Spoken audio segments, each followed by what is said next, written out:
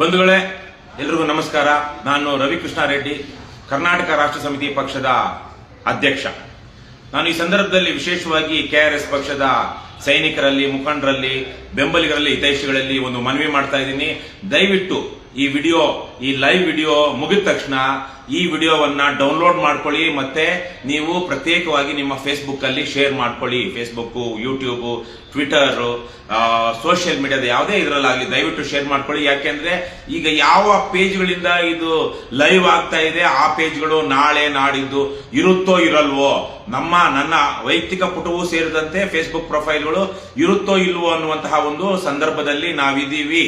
ಹಾಗಾಗಿ ದಯವಿಟ್ಟು ಈ ವಿಡಿಯೋ ನೋಡಿದಾದ್ಮೇಲೆ ವಿಶೇಷವಾಗಿ ಕೆಆರ್ಎಸ್ ಪಕ್ಷದ ಸೈನಿಕರು ಇದನ್ನ ಡೌನ್ಲೋಡ್ ಮಾಡ್ಕೊಳ್ಳಿ ಮತ್ತು ನಿಮ್ಮ ಎಲ್ಲ ಅಕೌಂಟ್ಗಳಲ್ಲಿ ಇದನ್ನ ಶೇರ್ ಮಾಡಿ ಅಂತ ಮನವಿ ಮಾಡ್ತೀನಿ. ಯಾಕೆಂದ್ರೆ ಇವತ್ತು ಕರ್ನಾಟಕ ರಾಷ್ಟ್ರ ಸಮಿತಿ ಪಕ್ಷದ ವಿರುದ್ಧ ಪೊಲೀಸರು, ಕರ್ನಾಟಕ ರಾಷ್ಟ್ರ ಸಮಿತಿ ಪಕ್ಷದ ಸೈನಿಕರು, ಮುಖಂಡರ ವಿರುದ್ಧ ಕರ್ನಾಟಕ ರಾಜ್ಯದ ಪೊಲೀಸರು ಒಂದು ಸಮರವನ್ನೇ ಸಾರಿದ್ದಾರೆ ಅನ್ನುವಂತಹ ಮಾತು ಕೇಳಿ ಬರ್ತಾ ಇದೆ. ಪೊಲೀಸರು ಒಂದು ರಾಜಕೀಯ ಪಕ್ಷದ ವಿರುದ್ಧ ಸಮರವನ್ನ ಸಾರೋದಿಕ್ಕೆ ಸಾಧ್ಯವಾ ಅನ್ನೋದನ್ನ ಇಟ್ಕೊಂಡ್ರೆ, ಕರ್ನಾಟಕ ರಾಷ್ಟ್ರ ಸಮಿತಿ ಪಕ್ಷ ಕಳೆದ 6-7 ವರ್ಷಗಳಿಂದ ಅನ್ಯಾಯದ ವಿರುದ್ಧ, ಅಕ್ರಮದ ವಿರುದ್ಧ, ಅಧರ್ಮದ ವಿರುದ್ಧ, ಭ್ರಷ್ಟಾಚಾರದ ವಿರುದ್ಧ, ದುರಾಡಳಿತದ ವಿರುದ್ಧ, ದಬ್ಬಾಳಿಕೆಯ ವಿರುದ್ಧ, ದೌರ್ಜನ್ಯದ ವಿರುದ್ಧ, ಅಸಮಾನತೆಯ ವಿರುದ್ಧ ಒಂದು ದೊಡ್ಡ ಸಮರವನ್ನೇ ಸಾರಿದೆ.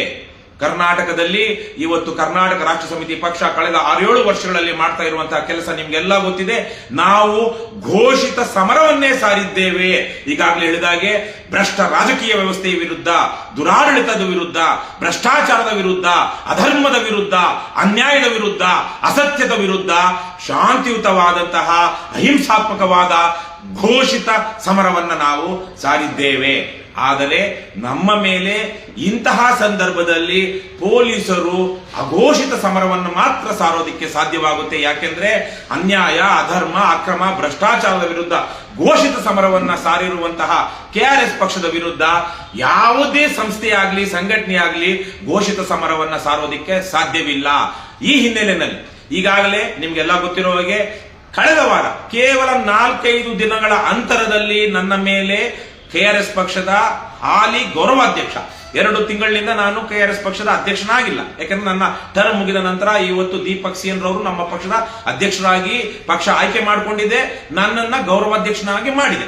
ಈ ಕಳೆದ 2 ತಿಂಗಳಲ್ಲಿ ಕಳೆದ ಈ ಸಂದರ್ಭದಲ್ಲಿ 2 ತಿಂಗಳಿನ ನಂತರ ಆಗಿರುವಂತದ್ರಲ್ಲಿ ಕೇವಲ 4-5 ದಿನಗಳ ಅಂತರದಲ್ಲಿ ನನ್ನ ಮೇಲೆ ಕರ್ನಾಟಕ ರಾಜ್ಯ ಪೊಲೀಸರು ಎಫ್ಐಆರ್ ಮಾಡಿದ್ದಾರೆ. ಒಂದು ಪ್ರಕರಣ, ಆ ಪ್ರಕರಣದ ಬಗ್ಗೆ ನಾನು ಮಾತಾಡೋದಕ್ಕೆ ಹೋಗಿಲ್ಲ. ಪರಮನೀಚ, ಪರಮಭ್ರಷ್ಟ, ಅಯೋಗ್ಯ, ದುರಹಂಕಾರಿ ಒಬ್ಬ ತನ್ನ ಗುಲಾಮ ನೌಕರನ್ನ, ತನ್ನ ಅಧೀನದಲ್ಲಿದ್ದಂತ ಗುಲಾಮನಿಗೆ ಹೇಳಿ ಸುಳ್ಳುಗಳನ್ನ ಹೇಳಿಸಿ, ಸುಳ್ಳುಗಳನ್ನ ಬರೆಸಿ ಮೊಕದ್ದಮೆ ದಾಖಲು ಮಾಡಿದ್ದಾನೆ. ಕರ್ತವ್ಯಕ್ಕೆ ಅಡ್ಡಿಪಡಿಸಿದೆ ಅಂತ ಹೇಳಿ ಅದನ್ನ ನಾವು ಎಲ್ಲಿ ಹೋರಾಟ ಮಾಡಬೇಕು ಅಲ್ಲಿ ಮಾಡ್ತೀವಿ, ಜನರ ಸಾರ್ವಜನಿಕರ ಗಮನಕ್ಕೂ ತರ್ತೀವಿ. ಆದ್ರೆ 2ನೇ ಪ್ರಕರಣ ನಿಮ್ಗೆಲ್ಲ ಗೊತ್ತಿರೋ ಹಾಗೆ ಮಾದನಾಯಕನಹಳ್ಳಿ ಪೊಲೀಸ್ ಠಾಣೆ, ನೆಲಮಂಗಲ ಭಾಗಕ್ಕೆ ಬರುವಂತಹದ್ದು. ಅಲ್ಲಿ ನಮ್ಮ ಪಕ್ಷದ 3 ಪೊಲೀಸರು, ಮುರಳೀಧರ್ ಅನ್ನುವಂತಹ ಒಬ್ಬ ಕಡುಭ್ರಷ್ಟ, ದುರಹಂಕಾರಿ, ರಾಕ್ಷಸಿ, ಸ್ಯಾಡಿಸ್ಟಿಕ್ ಮನೋಭಾವದ ಅಧಿಕಾರಿ ಹಲ್ಲೆ ಮಾಡಿ, ಆತ ಮತ್ತು ನರೇಂದ್ರ ಬಾಬು ಅನ್ನುವಂಥವ್ರು ಹಲ್ಲೆ ಮಾಡಿದಂತ ಸಂದರ್ಭದಲ್ಲಿ, ಹಲ್ಲೆ ಮಾಡಿ ಯಾವುದೇ ಅಕ್ರಮವಾಗಿ ಬಂಧಿಸಿದಂತ ಸಂದರ್ಭದಲ್ಲಿ ಕೆಆರ್ಎಸ್ ಪಕ್ಷದ ಕಾರ್ಯಾಧ್ಯಕ್ಷರಾಗಿರುವಂತಹ ರಘು ಜಾಣಗೆರೆ ಮತ್ತು 4 ಜನ ಹೋದಾಗ 100 ಜನ ಪೊಲೀಸರು ಅವರನ್ನ ಮುತ್ತುಕೊಂಡು ಹಟ್ಟಾಡಿಸಿ ರಿವ್ಯೂ ಮಾಡ್ತಿದ್ದಂತಹ ನಮ್ಮ ಕೆಆರ್ಎಸ್ ಪಕ್ಷದ ರಾಜ್ಯ SC/ST ಘಟಕದ ಕಾರ್ಯದರ್ಶಿ ಆಗಿರುವಂತಹ ಚೆನ್ನಯ್ಯ ಮತ್ತು ತುಮಕೂರು ಜಿಲ್ಲಾ ಘಟಕದ ಅಧ್ಯಕ್ಷ ಆಗಿರುವಂತಹ ಶ್ರೀನಿವಾಸ ಮೂರ್ತಿ ಅವರನ್ನ ಅಟ್ಟಾಡಿಸಿಕೊಂಡು ಹೋಗಿ ಹೊಡೆದು ಅವರ ಮೊಬೈಲ್ಗಳನ್ನ ಕಿತ್ತುಕೊಂಡು 6 ಜನರ ಮೇಲೆ ಮೊಕದ್ದಮೆ ಹಾಕಿದ್ದನ್ನ ನೀವೆಲ್ಲ ನೋಡಿದ್ದೀರಾ. ಆ ಸಂದರ್ಭದಲ್ಲಿ ಅದಾದ ನಂತರ ಅವರು ಒಂದು ದಿವಸ ಜೈಲಲ್ಲಿದ್ರು. 6 ಜನ, 3 ಜನಕ್ಕೆ ಇಂಟರಿಮ್ ಬೇಲ್ ಆಯ್ತು. ಅವರು ಜೈಲ್ ಹೋಗ್ಬೇಕಾಗಿರೋರು ಕೊನೆಯ ಗಳಿಗೆಯಲ್ಲಿ ನ್ಯಾಯಾಧೀಶರು ಅವರಿಗೆ ಜಾಮೀನು ಕೊಟ್ಟು ಕಾರಣದಿಂದ ಜೈಲ್ ಹೋಗಲಿಲ್ಲ.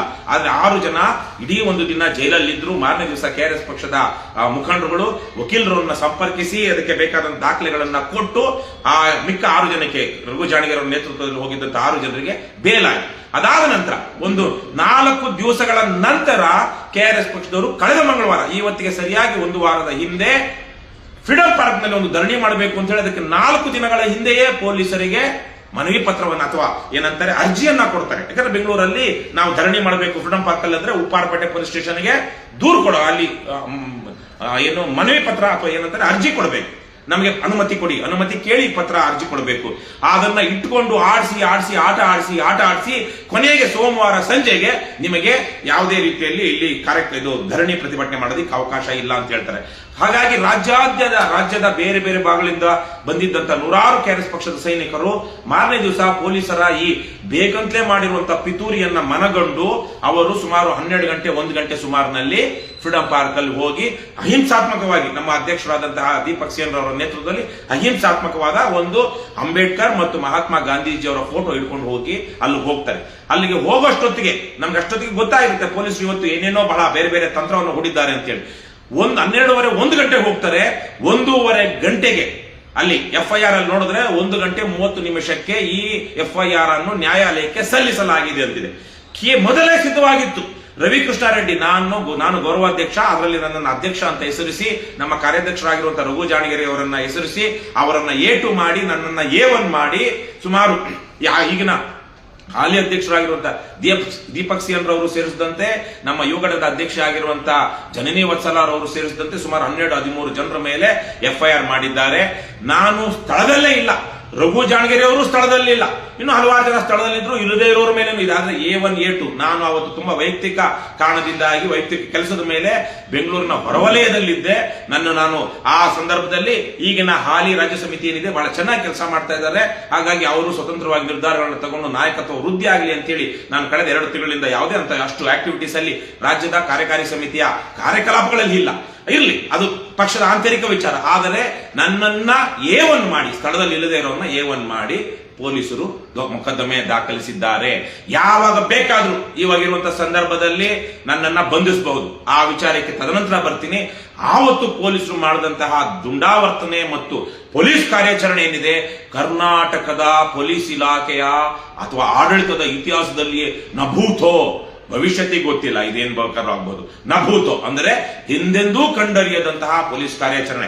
2-3 ಬಸ್ಗಳಲ್ಲಿ ಕೆಆರ್ಎಸ್ ಪಕ್ಷದ ಸೈನಿಕರನ್ನ ತುಂಬಿಕೊಂಡು ಹೋಗಿ ಅಲ್ಲಿ ಎಲ್ಲರ ಹತ್ರನು ಅವ್ರ ಹತ್ರ ಬರೆಸ್ಕೊಂಡು ಸೈನ್ ಮಾಡಿಸ್ಕೊಂಡು ಹಾಕ್ಸ್ಕೊಂಡು ಅವ್ರ ಅಡ್ರೆಸ್ ತಗೊಂಡು ಆಧಾರ್ ಕಾರ್ಡ್ ತಗೊಂಡು ಎಲ್ಲರ ಹತ್ರ ಇರುವಂತಹ ಫೋನ್ಗಳನ್ನ ಬ್ಲಾಕ್ ಮೇಲ್ ಮಾಡಿ, ನೀವು ಕೊಳ್ಳಿಲ್ಲ ಅಂದ್ರೆ ನಿಮ್ಮನ್ನ ಈಗ ಆ ಸೆಕ್ಷನ್ ಅಲ್ಲಿ ಈ ಸೆಕ್ಷನ್ ಅಲ್ಲಿ ಯಾವಾಗಲೂ ಚಿಂಗಾಮ್ಗಳು ಪಿಂಗಾಮ್ಗಳು ಹೆದರಿಸಿ ಬೆದರಿಸಿ ನಮಗೆ ಬಂದಿರುವ ಈಗ ಲೇಟೆಸ್ಟ್ ಮಾಹಿತಿ ಪ್ರಕಾರ 59 ಜನ ಕೆಆರ್ಎಸ್ ಪಕ್ಷದ ಸೈನಿಕರ ಮಹಿಳೆಯರು, ಸುಮಾರು 8-10 ಜನ ಮಹಿಳೆಯರು ಇದ್ರಲ್ಲಿ ಅವರೆಲ್ಲರ ಫೋನ್ಗಳು ಇದರಲ್ಲಿ ಪಿತೂರಿ ಮಾಡೋದಕ್ಕೆ ಬೇಕಾದಂತಹ ಸಾಕ್ಷ್ಯಾಧಾರಗಳಿವೆ. ಇವು ಮಾರಕಾಸ್ತ್ರಗಳು, ಈ ಫೋನ್ಗಳು ಅಬ್ಬಾಬಾಬಾಬಾಬಾ ಏನ್ ಹೇಳಿದ್ರು ಅವ್ರನ್ನೆಲ್ಲ ಫೋನ್ಗಳನ್ನ ಕಾನ್ಫಿಸ್ಕೇಟ್ ಮಾಡ್ಕೊಂಡಿದ್ದಾರೆ, ಜಪ್ತ್ ಮಾಡ್ಕೊಂಡಿದ್ದಾರೆ.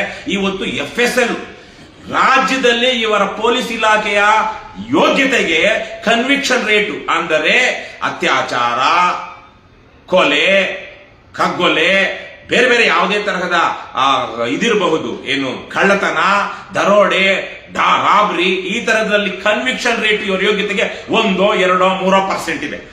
ಕನ್ವಿಕ್ಷನ್ ರೇಟ್ ಅಷ್ಟು ಇರೋವಾಗ ಅದಕ್ಕೆ ಆ ಅಪರಾಧಿಗಳನ್ನು ಹಿಡಿದು ಜೈಲಿಗೆ ಕಳಿಸೋದಿಕ್ಕೆ ಬೇಕಾದಂತ ಕೆಲಸವನ್ನ ಮಾಡೋದಿಕ್ಕೆ ಯೋಗ್ಯತೆ ಇಲ್ಲದ ನಮ್ಮ ಪೊಲೀಸರು ಕೆಆರ್ಎಸ್ ಪಕ್ಷದವರ ಮೊಬೈಲ್ಗಳನ್ನ ಇವು ಮಾರಕಾಸ್ತ್ರಗಳು ಅಂತ ಹೇಳಿ ಇದರಲ್ಲಿ ಬಹಳ ದೊಡ್ಡ ಏನು ಯಾವ್ಯಾವ ತರಹದ ಪಿತೂರಿ ಇದೆಯೋ ಗೊತ್ತಿಲ್ಲ, ಅದೆಲ್ಲವನ್ನು ನಾವು ಶೋಧಿಸಬೇಕು ಅಂತ ಹೇಳಿ 59 ಜನರ ಮೊಬೈಲ್ ಫೋನ್ಗಳನ್ನ ಸೀಸ್ ಮಾಡಿದ್ದಾರೆ. ಬಹುಶಃ ನಾನು ಗೊತ್ತಿರೋ ಹಾಗೆ ಅಥವಾ ನನ್ನ ಸೀಮಿತ ಜ್ಞಾನದಲ್ಲಿ ಭಾರತದ ಯಾವುದೇ ರಾಜ್ಯದಲ್ಲೂ ಈ ತರಹದ ಪೊಲೀಸ್ ಕಾರ್ಯಾಚರಣೆ ಆಗಿಲ್ಲ. ಅಂದರೆ ಅಹಿಂಸಾತ್ಮಕವಾಗಿ ಶಾಂತಿಯುತವಾಗಿ ಮಹಾತ್ಮ ಗಾಂಧೀಜಿಯವರ ಆದರ್ಶದಲ್ಲಿ ಅನ್ಯಾಯದ ವಿರುದ್ಧ, ಅಕ್ರಮದ ವಿರುದ್ಧ, ಭ್ರಷ್ಟಾಚಾರದ ವಿರುದ್ಧ ಜನಪರವಾಗಿ ಹೋರಾಟ ಮಾಡುತ್ತಿರುವಂತಹ ಕೆಆರ್ಎಸ್ ಪಕ್ಷದ ಸೈನಿಕರು ಅಂತ ನಾವೇನ್ ಹೇಳ್ತೀವಿ, ಅವರಿಂದ 59 ಜನರಿಂದ ಪೊಲೀಸರು ಮೊಬೈಲ್ಗಳನ್ನ ಸೀಸ್ ಮಾಡಿದ್ದಾರೆ. ತದನಂತರ ಈಗ ಬಂದಿರುವಂತಹ, ಯಾಕೆ ನಾನು ವಿಡಿಯೋದ ಆರಂಭದಲ್ಲಿಯೇ ಹೇಳಿದೆ, ಇದನ್ನ ದಯವಿಟ್ಟು ಡೌನ್ಲೋಡ್ ಮಾಡ್ಕೊಂಡು ನಿಮ್ಮ ಫೇಸ್ಬುಕ್ ಅಲ್ಲಾಗ್ಲಿ, ಇನ್ಸ್ಟಾಗ್ರಾಮ್ ಅಲ್ಲಾಗ್ಲಿ, ಬೇರೆ ಎಲ್ಲೇ ಆಗ್ಲಿ ಇದನ್ನ ಅಪ್ಲೋಡ್ ಮಾಡಿ ಅಂತ ಹೇಗೆ ಹೇಳ್ತಿದ್ದೀನಿ ಅಂದ್ರೆ, ನಮಗೆ ಈಗ ಬಂದಿರುವಂತಹ, ನಮಗಿನ್ನೂ ಯಾವುದೇ ನೋಟಿಸ್ ಬಂದಿಲ್ಲ, ಯಾವುದೇ ತರಹದ ಮಾಹಿತಿ ಬಂದಿಲ್ಲ. ಆದರೆ ಪೊಲೀಸ್ ಇಲಾಖೆಯವರು ಬಹುಶಃ ನನ್ನನ್ನು ಸೇರಿಸಿದಂತೆ ನಮ್ಮ ಪಕ್ಷದ ಎಲ್ಲಾ ಮುಖಂಡರುಗಳ ಏನು ಫೇಸ್ಬುಕ್ ಸೋಷಿಯಲ್ ಮೀಡಿಯಾದ ಯಾವ್ಯಾವ ಅಕೌಂಟ್ಗಳಿದೆ ಅವೆಲ್ಲವನ್ನು ಏನು ರದ್ದು ಮಾಡಬೇಕು ಅಥವಾ ನಿರ್ಬಂಧಿಸಬೇಕು. ಅದೇ ರೀತಿಯಲ್ಲಿ ಕರ್ನಾಟಕ ರಾಷ್ಟ್ರ ಸಮಿತಿ ಪಕ್ಷದ ಯಾವೆಲ್ಲ ಅಧಿಕೃತ ಫೇಸ್ಬುಕ್ ಪೇಜ್ಗಳಿವೆ ಅವೆಲ್ಲವನ್ನು ನಿರ್ಬಂಧಿಸಬೇಕು. ಇದು ಇವರು ಯಾವುದೋ ರೀತಿಯಲ್ಲಿ ಬಹಳ ದೊಡ್ಡ ಮಟ್ಟದಲ್ಲಿ ಇವರೇನೋ ಮಾಡ್ತಾ ಇದ್ದಾರೆ, ಸಮಾಜದಲ್ಲಿ ಅಲ್ಲೋಲ ಕಲ್ಲೋಲ ಉಂಟು ಮಾಡ್ತಾ ಇದ್ದಾರೆ ಅನ್ನುವಂತಹ ರೀತಿಯಲ್ಲಿ ಯಾವ್ದು ಬೇಕೋ ಪುಂಗಿ ಊದಿ ಅವರು ಯಾವುದೋ ಒಂದು ಆದೇಶವನ್ನ ಪಡೆದಿದ್ದಾರೆ ಅನ್ನುವಂತಹ ಮಾಹಿತಿ ಬಂದಿದೆ. ಪೊಲೀಸ್ ಇಲಾಖೆಯಲ್ಲಿರೋರೆ, ಬೇರೆ ಬೇರೆ ಇಲಾಖೆಯಲ್ಲಿರೋರೆ ನಮಗೆ ಅದನ್ನ ತಿಳಿಸಿದ್ದಾರೆ. ಆದ್ರೆ ನಮಗೆ ಇಲ್ಲಿ ತನಕ ಯಾವುದೇ ನೋಟಿಸ್ ಬಂದಿಲ್ಲ. ಹಾಗಾಗಿ ಪೊಲೀಸರು ಯಾವುದೇ ಹಂತಕ್ಕೆ ಕೆಆರ್ಎಸ್ ಪಕ್ಷವನ್ನು ಸದೆಬಡಿಯೋದಿಕ್ಕೆ ಅನ್ಯಾಯ, ಅಕ್ರಮ, ಅಧರ್ಮದ ಯಾವುದೇ ಹಂತಕ್ಕೆ ಬೇಕಾದರೂ ಹೋಗುವಂತಹ ಮನಸ್ಥಿತಿಯನ್ನ ತಲುಪಿದ್ದಾರೆ. ಅದರಲ್ಲೂ ವಿಶೇಷವಾಗಿ ಬೆಂಗಳೂರು ನಗರದ ಅತ್ಯುನ್ನತ ಅಧಿಕಾರಿ ಅಂತ ಯಾರಿದ್ದಾರೋ ಆ ಮನುಷ್ಯನೇ ತಲೆ ಕೆಟ್ಟವರಂತೆ ಇದರ ಹಿಂದೆ ಇದ್ದಾರೆ ಅನ್ನೋದನ್ನ ನಮಗೆ ಕೆಲವು ಮೂಲಗಳಿಂದ ನಮಗೆ ಗೊತ್ತಾಗ್ತಾ ಇದೆ. ಹಾಗಾಗಿ ಈ ಸಂದರ್ಭದಲ್ಲಿ ನಾನು ರಾಜ್ಯದ ಜನತೆಗೆ ಈಗ ಕೆಆರ್ಎಸ್ ಪಕ್ಷದ ಹೋರಾಟವನ್ನ ಮತ್ತು ಕೆಆರ್ಎಸ್ ಪಕ್ಷ ಮಾಡ್ತಿರುವಂತಹ ಕೆಲಸವನ್ನ ಬೆಂಬಲಿಸುವಂತಹ ಮತ್ತು ಜೊತೆಗೆ ನಿಲ್ಲುವಂತಹ ಜವಾಬ್ದಾರಿ ನಿಮಗಿದೆ ಅನ್ನುವಂತಹ ವಿಚಾರವನ್ನ ನಾನು ಈ ಸಂದರ್ಭದಲ್ಲಿ ನಿಮ್ಮ ಗಮನಕ್ಕೆ ತರಬಯಸ್ತೀನಿ.